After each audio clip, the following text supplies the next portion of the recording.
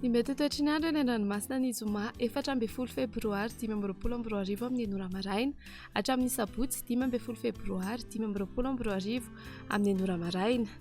Mila malina hatrany ny eny an-dranomasina na tsy misy azy ny filazana fampitandremana.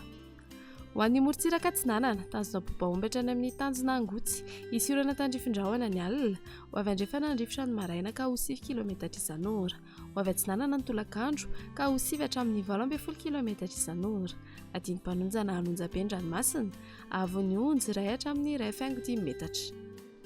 Tanjona Angotsy hatrany Mahanoro, anorana tandrifin-drahona, ho avy atsimona atsimo Atsinanana andrifotra ka ho 9 km isan'ora, adiny mpanonjana Anonjabe ny ranomasina, avy onjy 1 hatramin'ny 1,5 metatra. Mahanoro hatrany Taolagnaro, anorana tandrifin-drahona, ho avy avaratra na avaratra Atsinanana andrifotra ka ho 9 hatramin'ny 12 km isan'ora, Anonjabe ny ranomasina, avy onjy 1,5 hatramin'ny 2 metatra.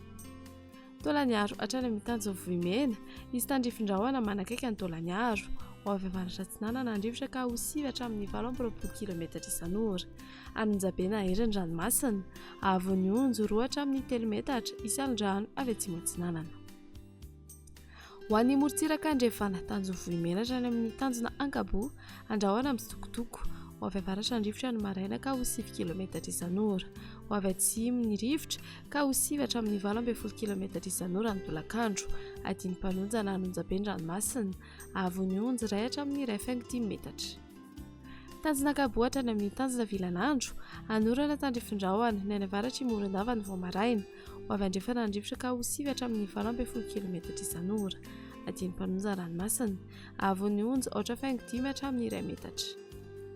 Tanjona Vilanandro hatrany Analalava, anorana tandrifin-drahona manakaiky Analalava, ho avy andrefana andrifotra ka ho 9 hatramin'ny 12 km isan'ora, hodon'ny ranomasina, avy onjy ho latsaky ny 8,5 metatra.